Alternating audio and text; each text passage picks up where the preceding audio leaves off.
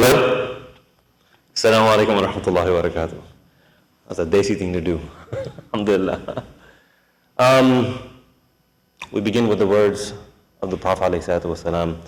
Alhamdulillahi Rabbil Alameen wa salatu wa salam ala Sayyidina Muhammad wa ala alihi wa ashabihi ajma'een.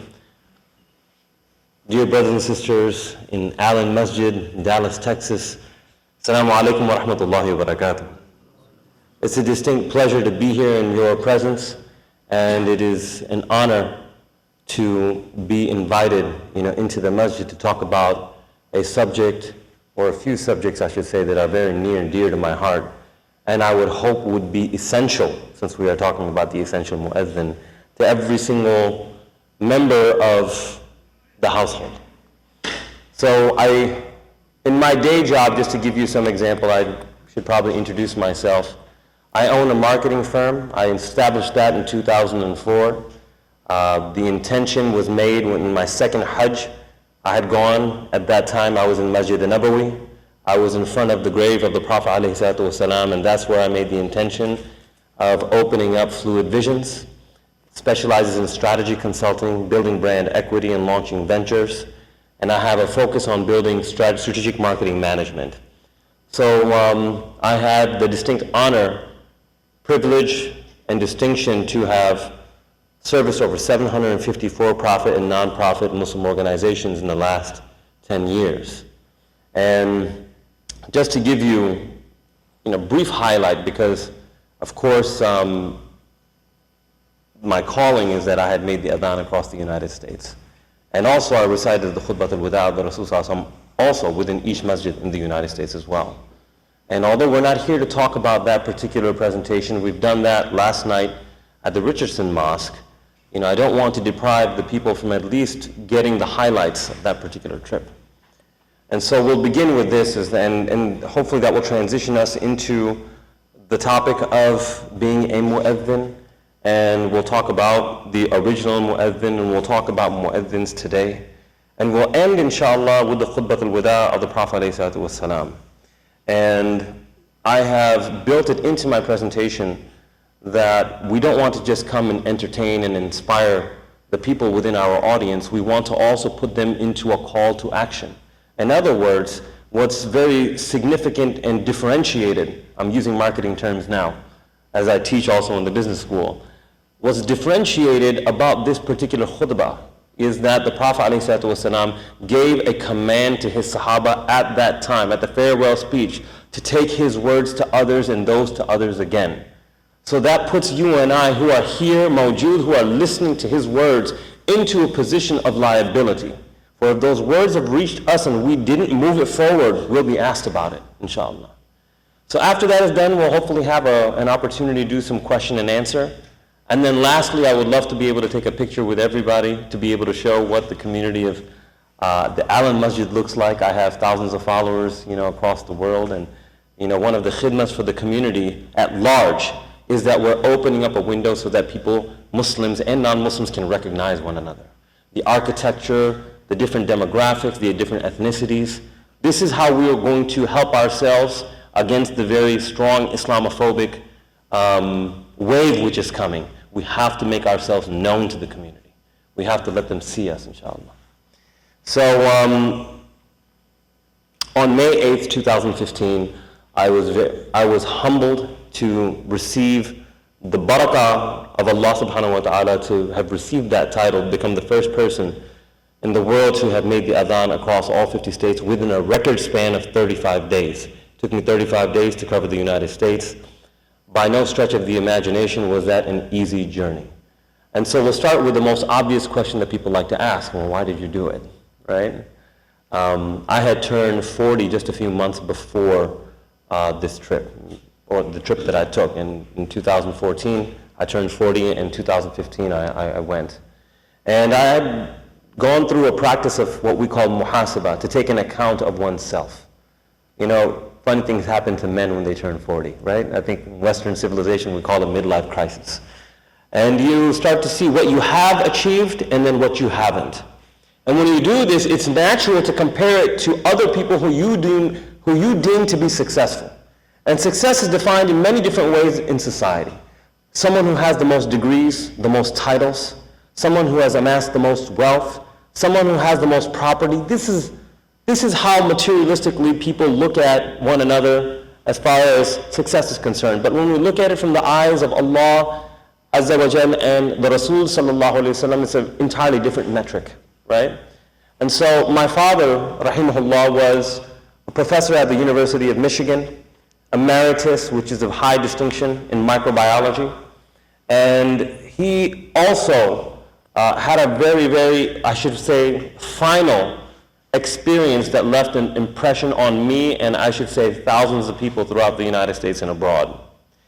In Ramadan of 2009, 2003, November 9th, I always switch those two up, he had gone for Salat al-Tarawih in the local masjid. We were at my uncle's place and we were having iftar there. He was a heart patient, he only had one artery working left. And we had already put a few stents in there. So it was cold outside and he wanted to go and we put pressure on him, myself, my wife, my uncle, my aunt who were physicians. It was their house that the iftar was happening. He said, this is not fard on you, just do qiyam at home, just no problem. Allah won't hold it against you, inshallah. He was a bit dismayed and he went upstairs. The party was in the basement, the iftar was there. And the kids were playing, all of the kids were playing over there. And on the big television screen, somebody turned on the TV and you have Masjid al-Haram. And you have Imam Shurain who's making the tilawah and you have the people making the tawaf. And this had an effect on his heart, spiritually, and he just left. He left and went to the masjid, didn't tell anybody. Sometime later, my wife comes running down into the basement and she said that, look, you need to answer this phone call, it's about your father. And they summoned us to the masjid, and so everybody who was in the household frantically went to the masjid.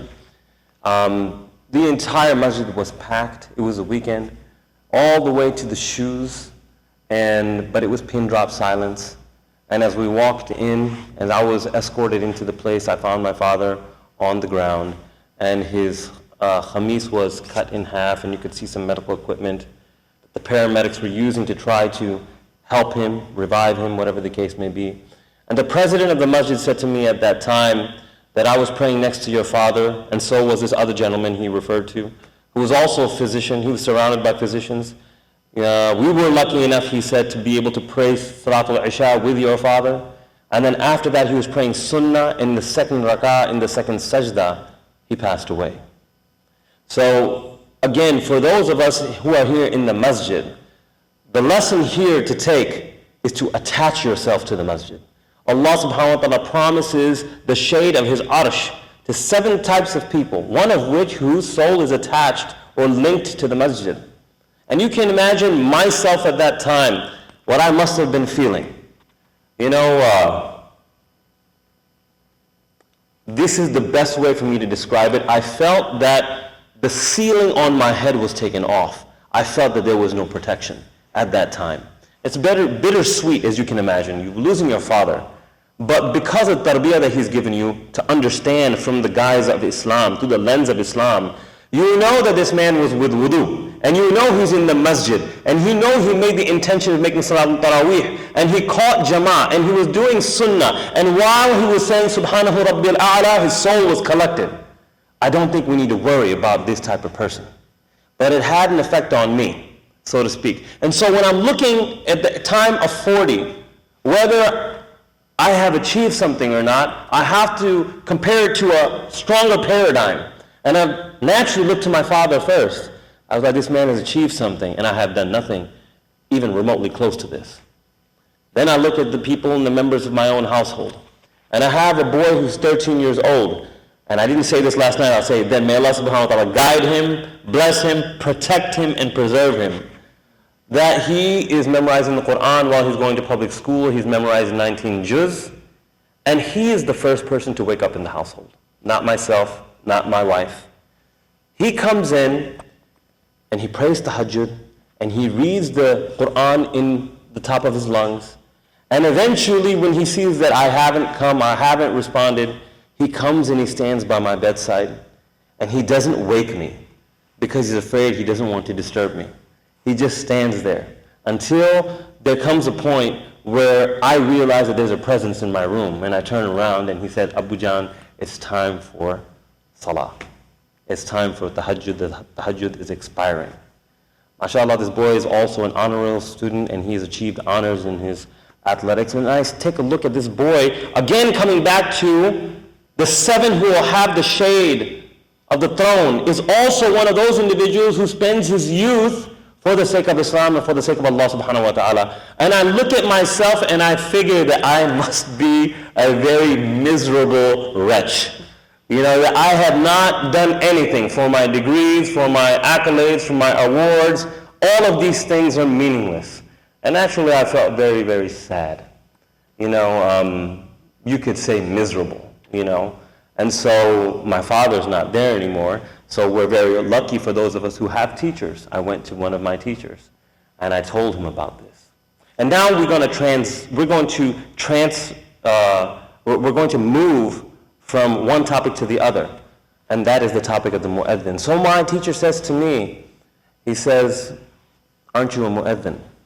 And I said, yes, I'm a Muaddhin. He said, don't you know what the Rasul sallallahu alayhi wa sallam said about the Muaddhin? And he's smiling while he's saying this.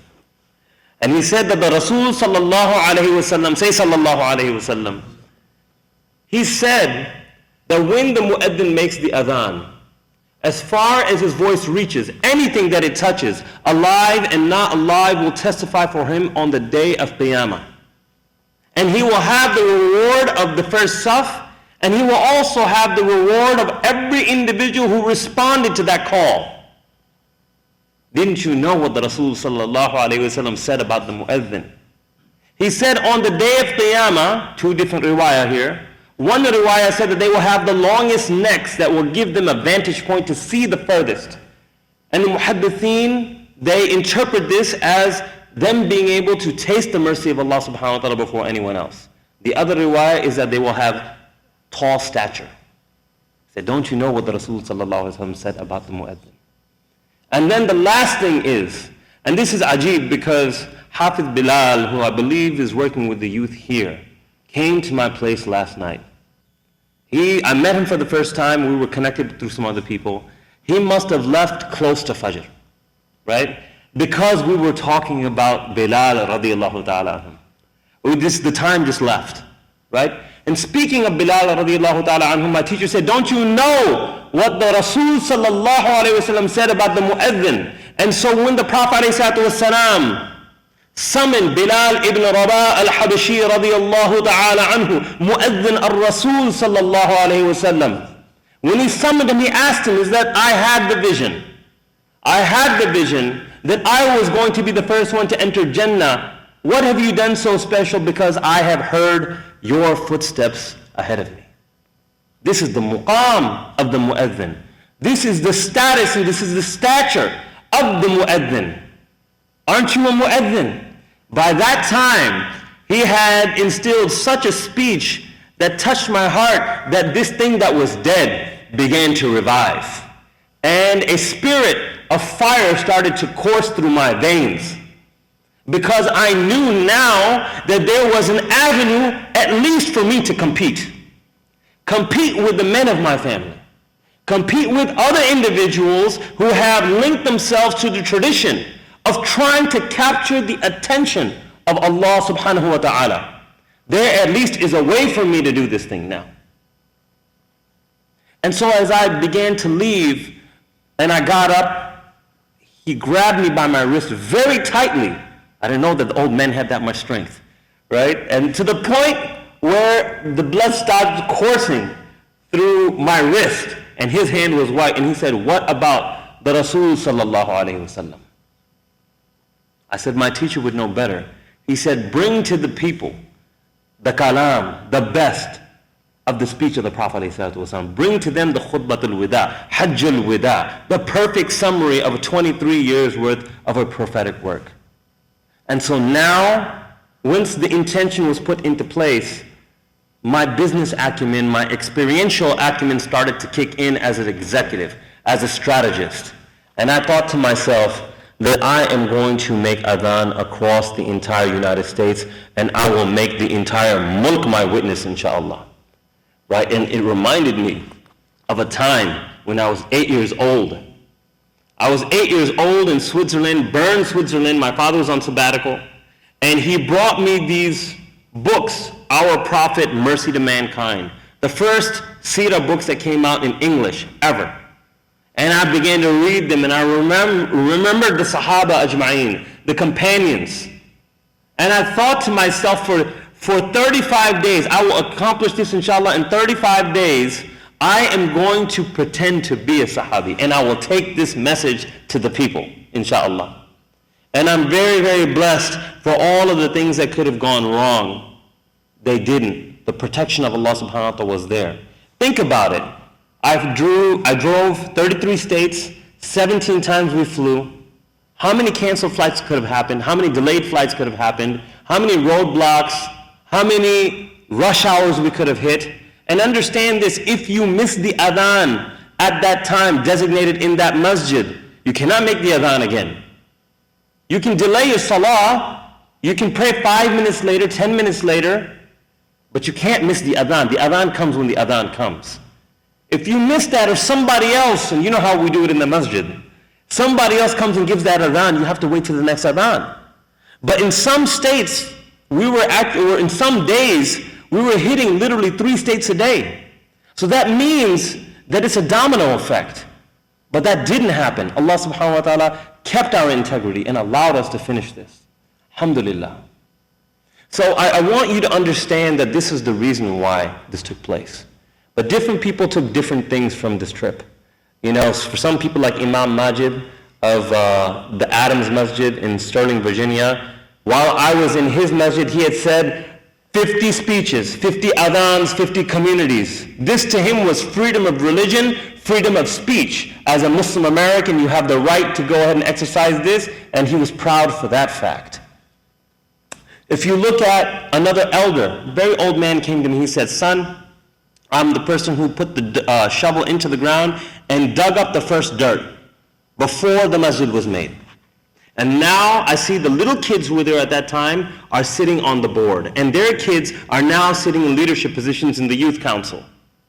I have spent my entire time building this community, but you have opened 50 windows into 50 other communities so that we can recognize each other, the different Muslim communities throughout the United States." So for him, that's what this was. A mother who also happened to be the president of a masjid in Newtown, Connecticut, came to me and said, "I'm raising a son, and it's very, very difficult to try to get him excited about historical Islamic figures that are only encapsulated in speeches and in books. You've created a role model, and I thank you for that. You're like a modern-day Ibn Battuta." So I didn't do this for any of these purposes. I didn't do this not for activism, for a self-goal, or for attention, business, notoriety, none of these things. I wanted that action, that deed to be the one thing that I did, that maybe Allah subhanahu wa ta'ala, through His infinite mercy, would look upon me favorably. ارجعي إلى ربك راضية مرضية فادخلي في عبادي وادخلي جنتي. On that day, we would wish that we would have provisions. And inshallah, Allah subhanahu wa ta'ala will say to the righteous soul, "You come in to Jannah and reside within Jannah, within my circle of devotees forever." Right?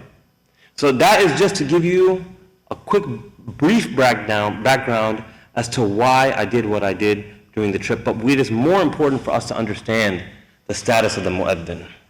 So one person, now understand when you do this, not everybody is going to be very happy with you. So one person came who had religious training, and he says, "Brother, you're going to spend your time, and you're going to spend resources, financial resources, and you're going to spend your energy going and making the adhan across the entire United States.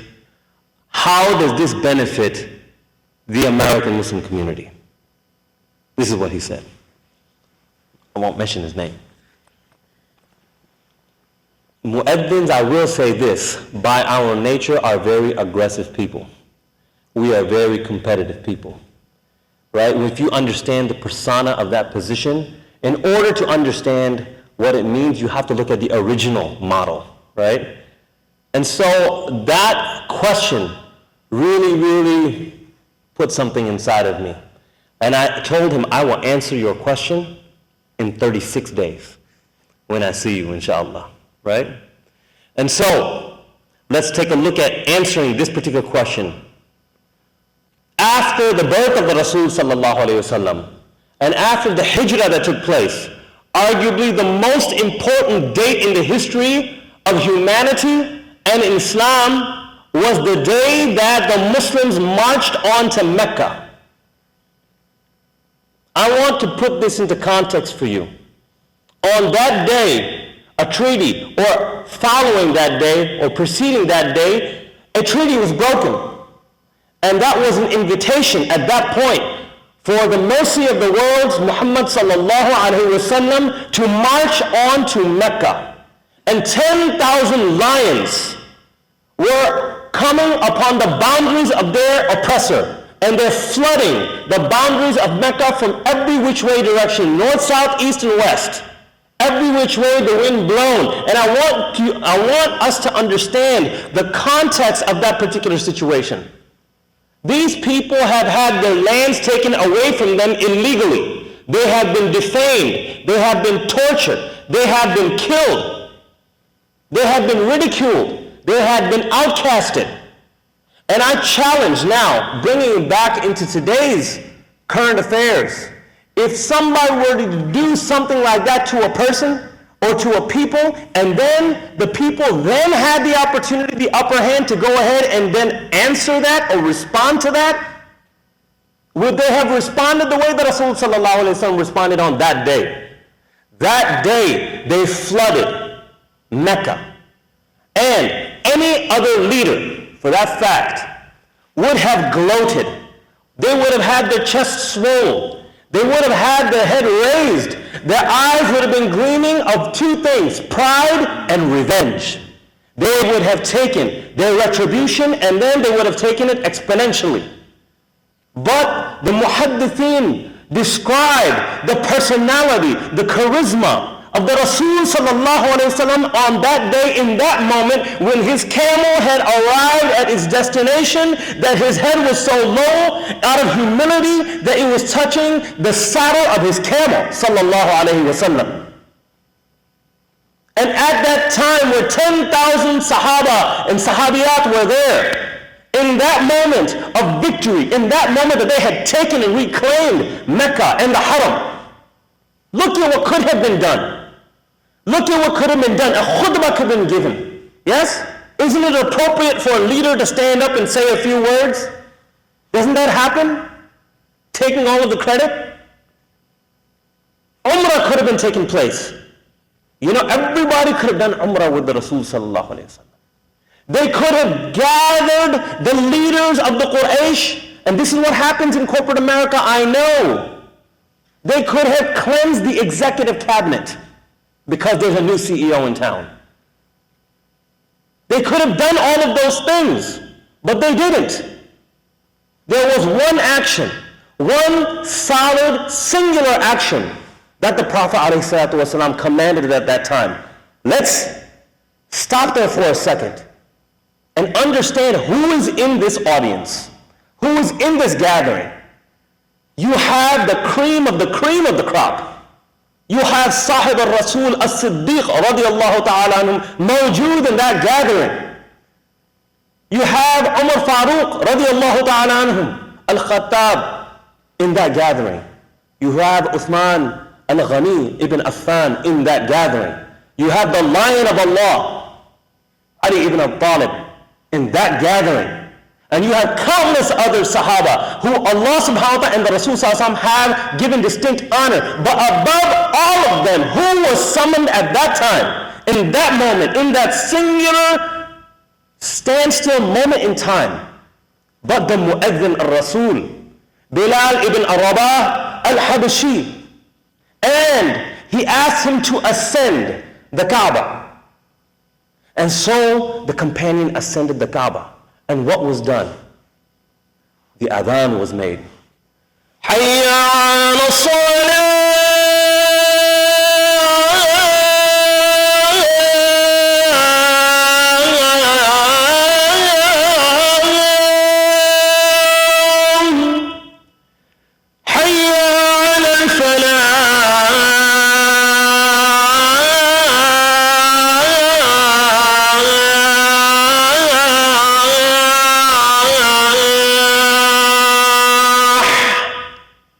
at that time, in that society, a man who came from nobility that was enslaved, a black man that was enslaved, that was at the lower rung of that totem pole, Allah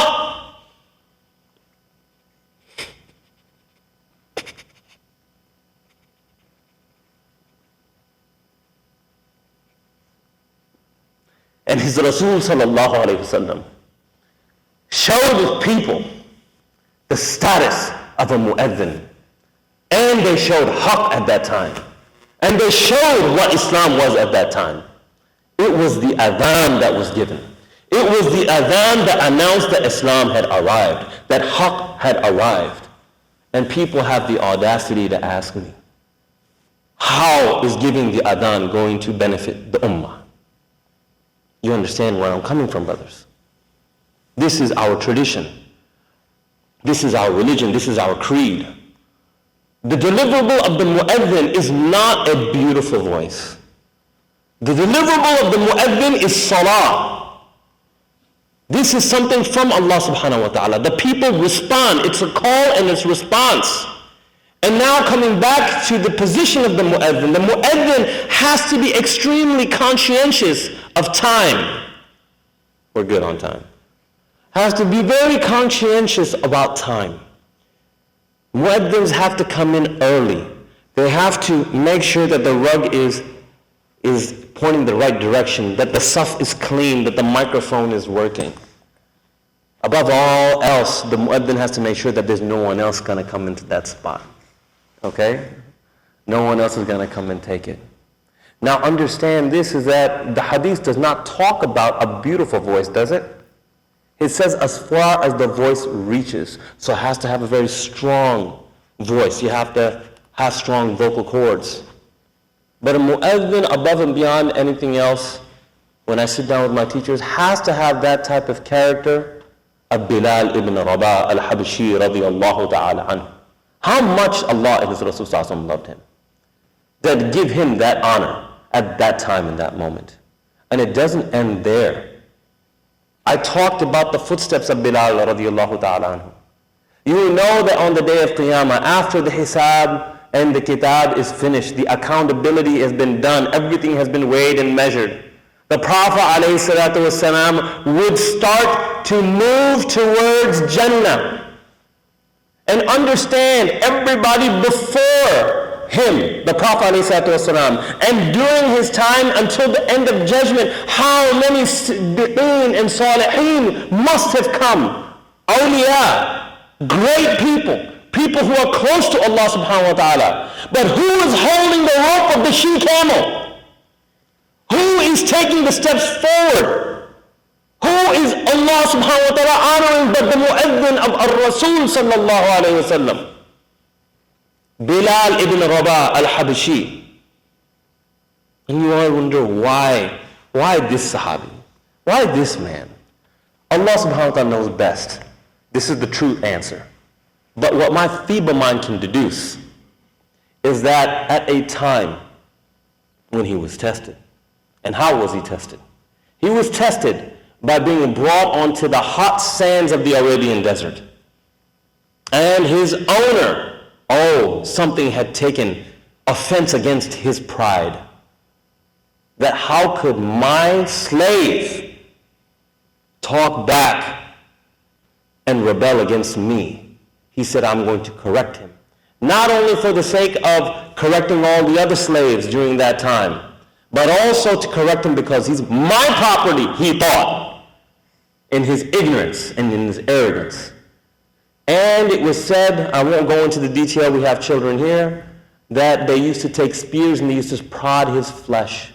And the desert, you can imagine the degrees it reached during the time of noon at that time. And he said, I just want you to renounce.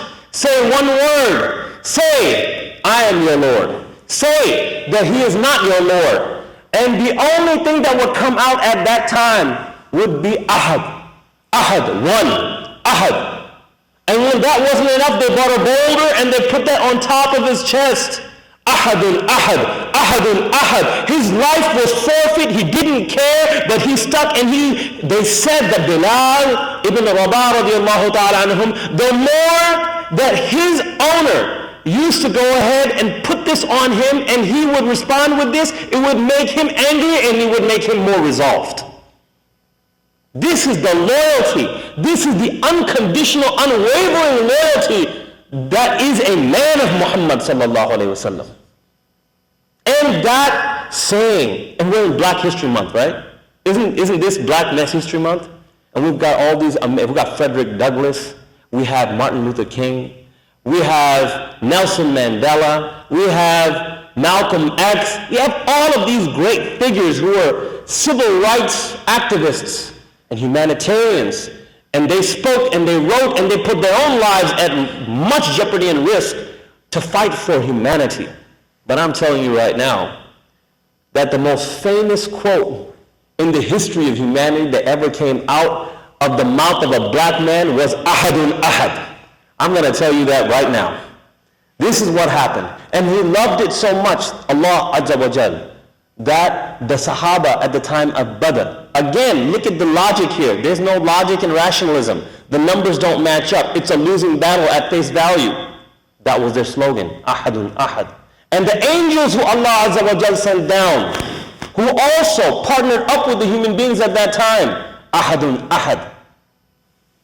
This is a special Sahabi. This is a special man.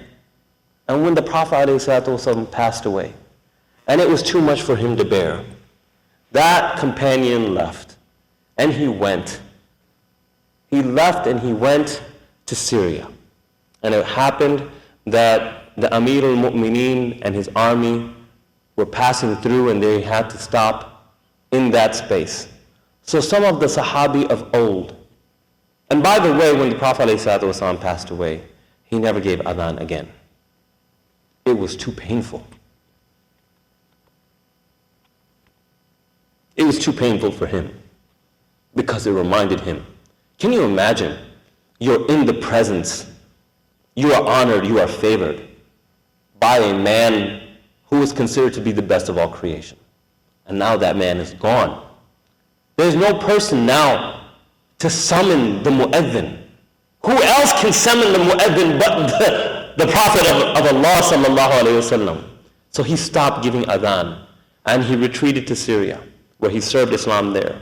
So the Amir al-Mu'mineen Umar ibn al-Khattab radiallahu ta'ala anhum was there. And some of the old guard were there.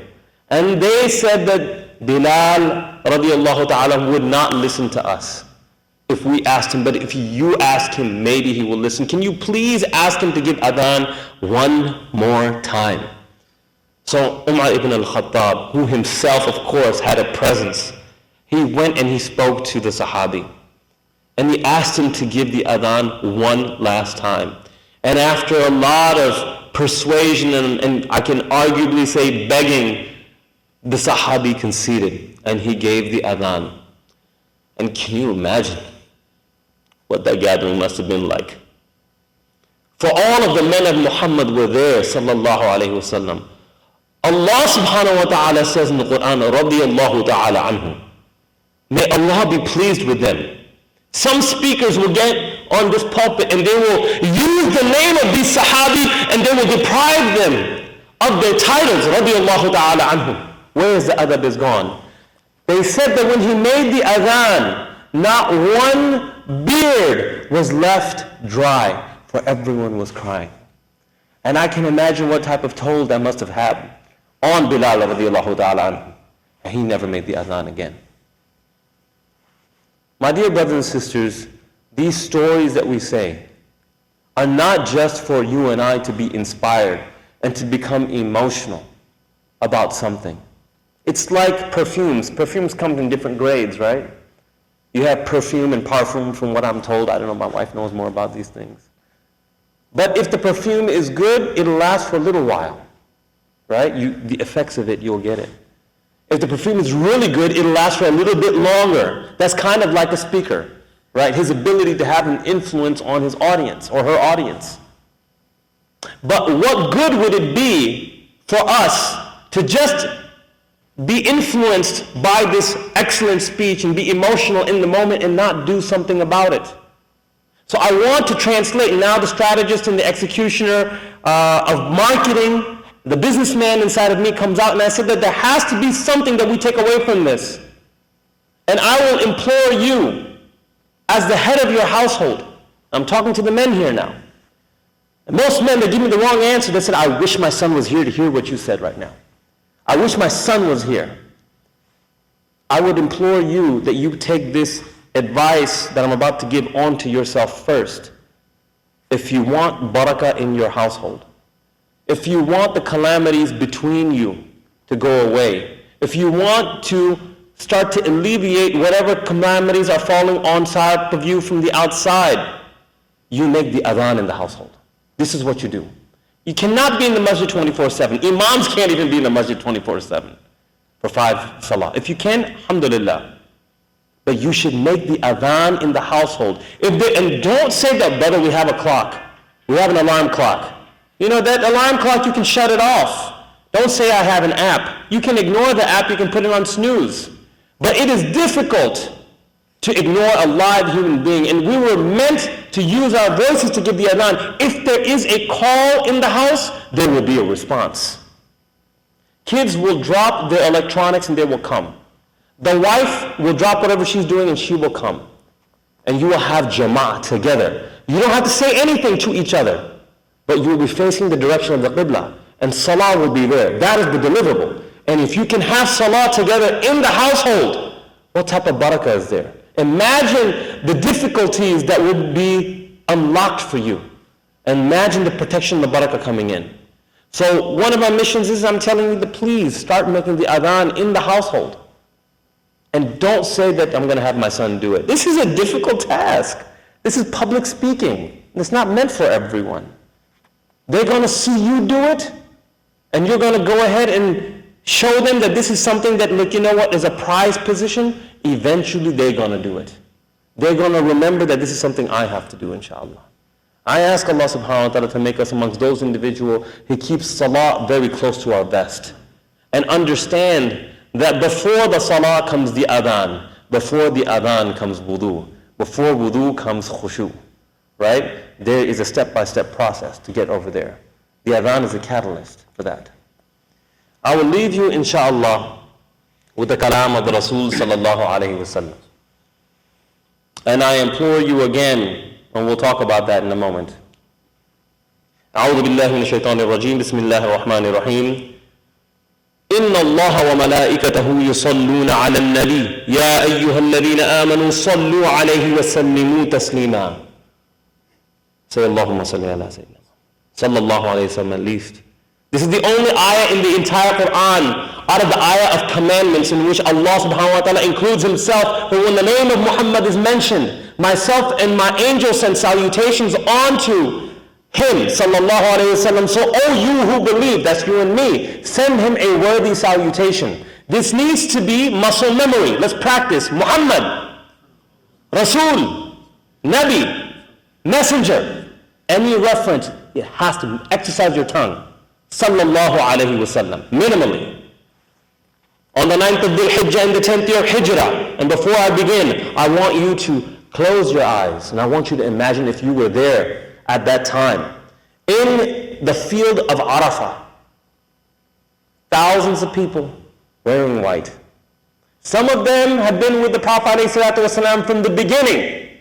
And others are joining him literally in that moment. But what they had in common, all of them, is that they would hear the blessed words of the Prophet ﷺ for the last time, and they would see his face for the last time. What I'm about to read to you is our inheritance, is our legacy. And when others want to define who we are, we need to become deaf to them and we need to listen to this. On the 9th of Dhul Hijjah in the 10th year of Hijrah in the Urana Valley of Mount Arafah, after praising and thanking Allah, the Messenger of Allah, Sayyidina Muhammad, Mustafa sallallahu alayhi wa sallam said, O people, lend me an attentive ear, for I know not whether after this year I shall ever be amongst you again. Therefore listen to what I'm saying to you very carefully, and take these words to those that could not be present here today. O people, just as you regard this month, this day, this city is sacred, so to regard the life and property of every Muslim as a sacred trust. Return the goods entrusted to you to their rightful owners. Hurt no one, so that no one may hurt you. Remember that you will indeed meet your Lord, and that He will indeed reckon your deeds. Allah has forbidden you to take usury. Therefore all interest obligation shall henceforth be waived. Your capital, however, is yours to keep. You will neither inflict nor suffer any inequity. Allah has judged that there shall be no interest, and that all interest due to Abbas ibn Abdul Muttalib radiyallahu ta'ala anhum shall henceforth be waived. Beware of shaitan for the safety of your religion, for he has lost all hope that he will ever be able to lead you astray in big things. So beware of following him in small things. O people, it is true that you have certain rights with regards to your women, but they also have rights over you. Remember that you have taken them as your wives only under Allah's trust and with His permission. If they abide by your right, then to them belongs the right to be fed and clothed in kindness. Do not treat your women well and be kind to them. Do treat your women well and be kind to them, for they are your partners and committed helpers. And it is your right that they do not make friends with anyone whom you disapprove, as well as to never be unchaste. O people, listen to me in earnest. Worship Allah, say your 5 daily prayers, fast in the month of Ramadan, give your wealth in zakah, and perform hajj if you can afford to do so. All mankind is from Adam and Eve. An Arab has no superiority over a non-Arab, nor a non-Arab has any superiority over an Arab. Also a white has no superiority over a black, nor a black have any superiority over a white, except by piety and in good action. Learn that every Muslim is a brother to every other Muslim, and that all Muslims constitute one brotherhood. Nothing shall be legitimate to a Muslim which belongs to a fellow Muslim unless it was given freely and willingly. Do not therefore do injustice to yourselves. Remember, one day you will appear before Allah and answer for your deeds. So beware, do not stray from the path of righteousness after I am gone. O people, no prophet or apostle shall come after me, and no new faith shall be born. Reason well, therefore, O people, and understand the words which I convey to you. I leave behind me 2 things, the Quran and my example, the Sunnah. And if you follow these, you will never go astray. All those who listen to me shall pass on my words to others, and those to others again. And may the last ones understand my words better than those who listen to me directly. Be my witness, O Allah, that I have conveyed your message to your people. I can't tell you how many times I've been asked by USA Today, and I've been asked by NBC, and the Detroit Free Press, and the New York Press, and by Ilm Feed, and other Muslim organizations, different ways to ask you what is Islam. Myself and every other Muslim speaker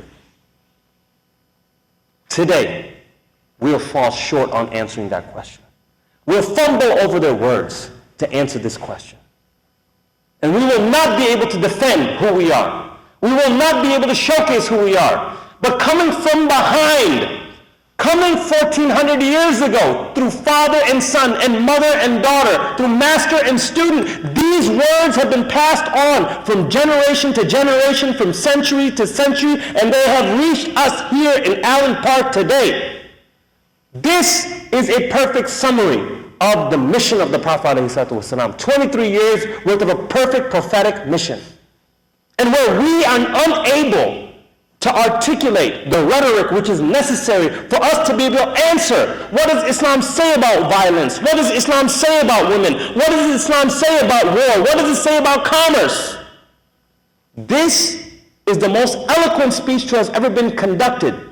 The original constitution of social justice that talks about gender equity and racial equity and women's rights and a call to peace, a call to brotherhood. and a call for unity and fairness in commerce. Have you ever heard of a speech like this? I was in Delaware, December. The governor spoke there. The governor talked about having solidarity with Muslim Americans. He talked about how the Constitution is fair for everybody. Words that are fabricated, words that have no value, no way of substantiating that. But the Prophet ﷺ said over here that their white has not superiority over a black, and a black has no superiority over white except in piety and good deeds. And he didn't just say it. He made a black man climb the Kaaba in front of all of the best of the community, the most noble people in the history of the world, and honored him on the strength of his good deeds. Sallallahu alayhi wasallam.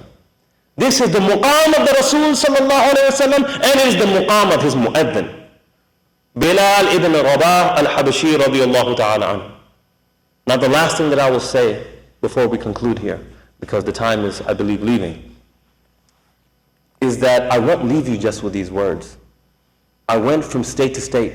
Sometimes there was literally thousands of people in the masjid when I said the speech. Other times during Fajr, there was literally one person.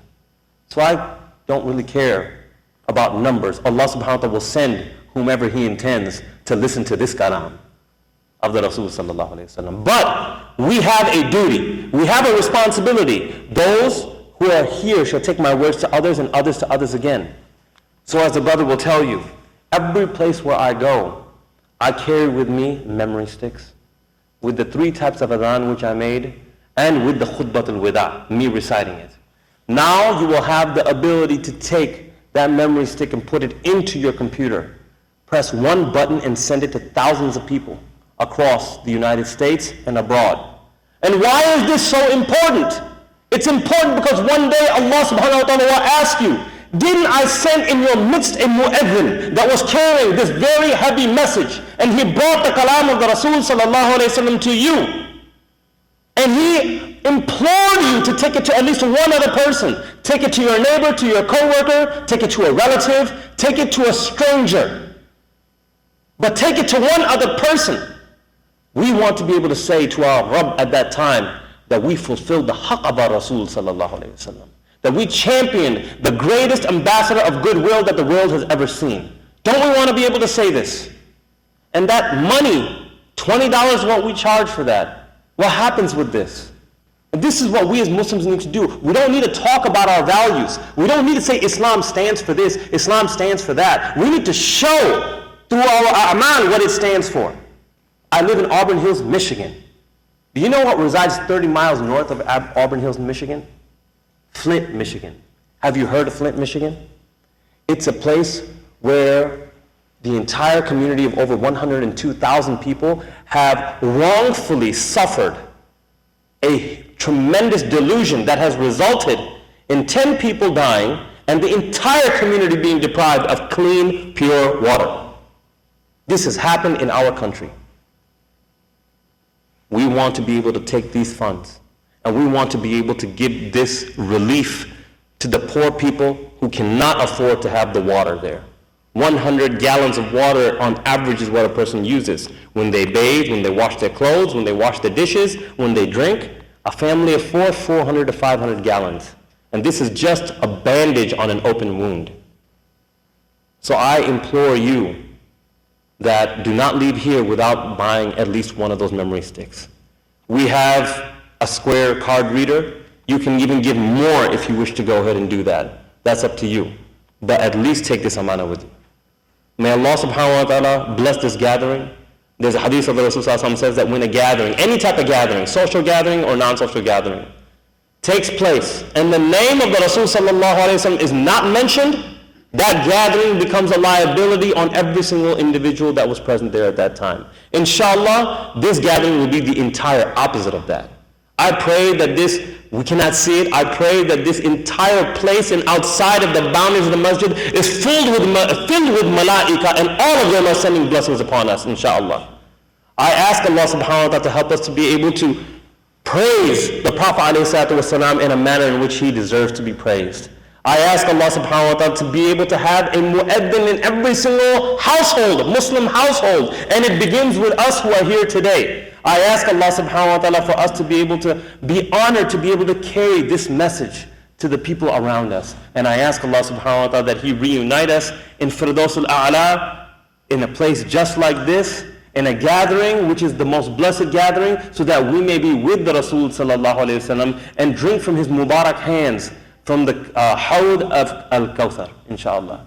سبحان ربك رب العزة عما يصفون وسلام على المرسلين والحمد لله رب العالمين وصلى الله تعالى خير خلقه سيدنا محمد وعلى آله وأصحابه أجمعين برحمتك يا أرحم الراحمين.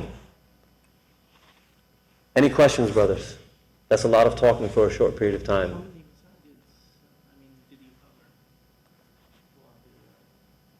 During my trip, I did 50. Yes. During 2015, or I covered, instead of, I'll give you numbers, over 80,000 people directly heard this speech from me, alhamdulillah. So the next phase of my trip, now that that trip is finished, I will do 50 of these presentations. Not this presentation, but the presentation I made last night, the 50 Mosque Man presentations, before I entertain invitations to Canada and South Africa and the UK and things along those lines. My teacher said that it is wonderful to go to these places, but tend to your backyard first. You're a Muslim living in America, bring the faidah to them. So I should say that last September to December, I did 7 presentations, and this year I intend to do 42, inshallah. So this is, I can't tell you what masjid this is. This is masjid number 1, 2, 3, 4 in Dallas. I've stopped by, alhamdulillah. So I'm going to McKinney after this. Maghrib and Isha, I have 2 different talks with 2 different people. And I believe Sister Sadia, and I want to mention her by name. Hello. I want to mention her by name. Sister Sadia is the one who is responsible for this trip. She has a child that has special needs. And I can tell you, and I can tell you honestly, because I have seen the entire United States, and I have seen our executive committees and board of trustees, I have seen our activists.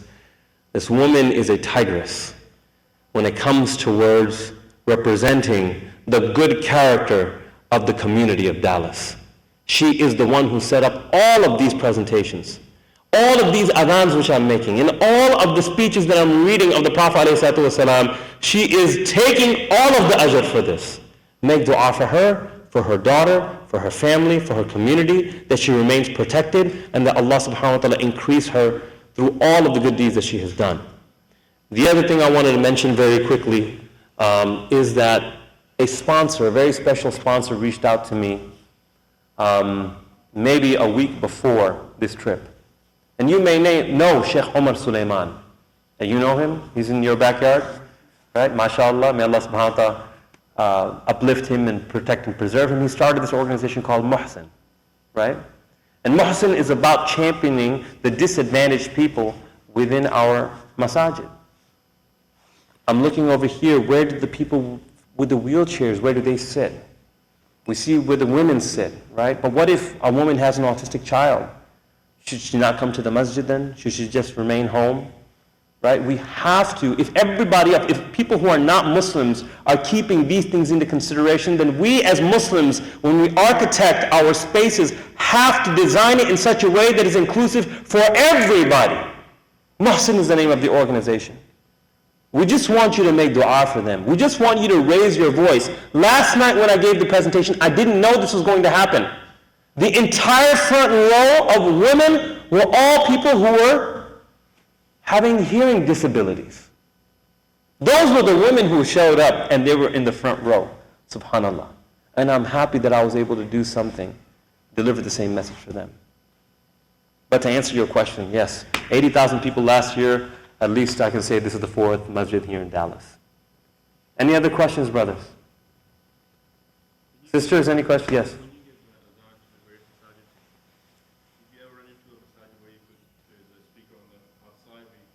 Oh yes, the most generous community in my trip was Brooklyn, New York, Imam Siraj Wahaj. His has a speaker on the outside. Imam Sahib Wahab's previous community in Boston has speakers on the outside. One of our communities in Michigan, Hamtramck, Michigan, is predominantly Bangladeshi and Yemeni over there. They have speakers on the outside. So, you have to work with your neighbors. Your neighbors have to champion you, right? And the only way they'll do that is if you go out there and engage with them. You show them what excellent neighbors you are. That's the only way this happens. So, alhamdulillah. And, something interesting. There's one imam who showed this, and, he was sly about it. There was an upper level to the masjid.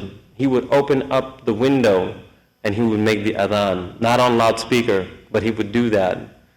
And he said that there have been people who have heard that adhan, who are non-Muslim, and have come into the masjid inquiring, what is this thing? This thing was architected by Allah Azza wa Jal. Alhamdulillah. We just have to go ahead and do what we're supposed to do and make the call, inshallah. Any other questions? Time is running, okay? All right, so sisters, I know that you're up there with any questions. We're good? Alhamdulillah, barakallahu feek. Okay, we're going to get going. We have to move very quickly. So if we can just do two things. First of all, make dua for me. In 2004, when I went for my second Hajj, I made dua at that time in Masjid al-Nabawi that even if I, as a sinner, am not worthy of coming back to the Haramain, that Allah subhanahu wa ta'ala, on the sadaqah of the khidmah that I'm doing for my father, bring me back annually to make umrah, inshallah. And I have gone every single year except since that time, except last year. I was supposed to go the first week of April. Guess where I went on the first week of April? This trip. Allah subhanahu wa ta'ala redirected my mission in a different direction. So a person who goes that frequently begins to have heart palpitations when they don't go back to the source. So I have made intentions of going in the mid of March. Ask Allah subhanahu wa ta'ala that He opens the way. I don't have sponsorship yet. That He makes it easy, and through His grace extends that invitation and the asbab for that to happen. Please make dua for this. There's a sister who reached out to me. I know we got to go, but really quickly I guess to make this dua. She lost a child who became an adult. So in her old age, she lost a child, and it was a violent death. And obviously, her heart was ailing because of this. And right before I came, she told me that her husband, without telling her, married another woman as well. We pray that Allah subhanahu wa ta'ala brings justice. And we pray that Allah subhanahu wa ta'ala gives sakina to the heart of this woman, who is going over tremendous suffering and trial. This is not how we do things. This is not haqq. I'm not talking about from a fiqh perspective what is allowed and what is not allowed. The letter of the law is nothing without the spirit of the law. And the spirit of the law demands rahmah. Make dua for her, inshallah. If we can please go outside, whoever wishes to purchase the memory stick, Brother Firaz will help with that. We'd like to take one picture, and I think we're late, right? So, barakallahu feek, wassalamu alaikum wa rahmatullahi wa barakatuh.